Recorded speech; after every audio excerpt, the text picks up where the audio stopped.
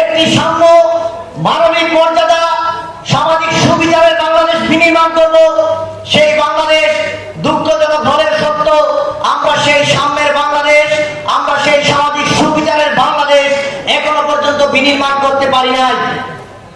সংগ্রামী বন্ধুগণ, আপনারা দেখেছেন এই বাংলাদেশে যতগুলো গণতান্ত্রিক আন্দোলন হয়েছে, প্রত্যেকটি আন্দোলনে কিন্তু সাধারণ ছাত্র জনতা নেতৃত্ব দিয়েছে, অগ্রণী ভূমিকা পালন করেছে।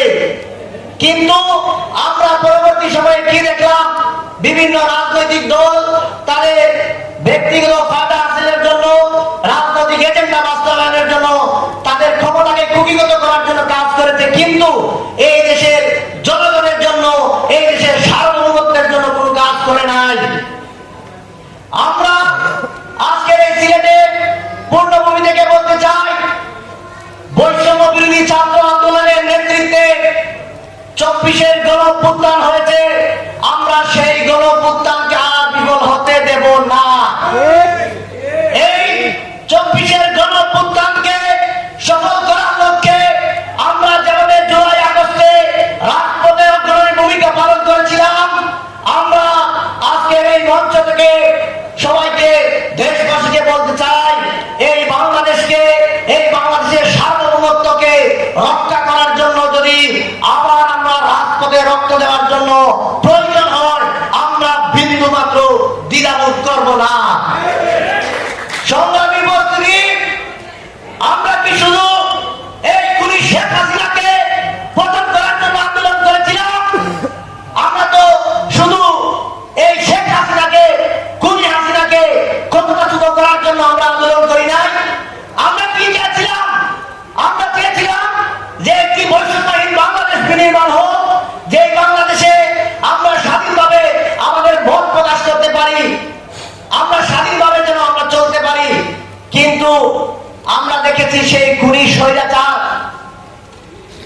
আমরা যখন অন্যায়ের প্রতিবাদ করতাম তখন আমাদের টুটি ধরার চেষ্টা করত। আমরা যখন সত্যের পক্ষে বলতাম তখন আমাদেরকে আয়নাগর নামক সেই গড়ে আমাদেরকে টুটি ধরার জন্য অপচেষ্টা চালাতো। সংগ্রামী উপস্থিতি, আমরা তো শুধুমাত্র শেখ হাসিনাকে ক্ষমতাচ্যুত করার জন্য আমরা আন্দোলন করি নাই। আর আমরা দেখেছি শুধু নির্বাচন, যারা এই সমস্ত নির্বাচন নিয়ে আলাপ করতেছেন, আমরা বলতে চাই, আমার পূর্ববর্তী বক্তা বলে গিয়েছেন, আমরা শুধু নির্বাচনের জন্যই আন্দোলন করি নাই। এই বাংলাদেশে যদি একটা পরিবর্তন না হয়, তাহলে আমরা যেভাবে আন্দোলন করেছিলাম, সেই সংস্কার না হওয়ার পর্যন্ত আমরা বাংলাদেশে আর কোনো নির্বাচন হতে দিব না। আমরা যে সংস্কারের লক্ষ্যে মাঠে নেমেছিলাম, যতক্ষণ না পর্যন্ত আমাদের সেই সংস্কার, আমরা যে লক্ষ্যে আন্দোলন করেছিলাম, যদি সেটা পূরণ না হয়, তাহলে সেই বাংলাদেশে কখনো নির্বাচন আমরা অন্ততপক্ষে হতে দেব না। আমরা নির্বাচন চাই। আমরা কখন নির্বাচন চাই?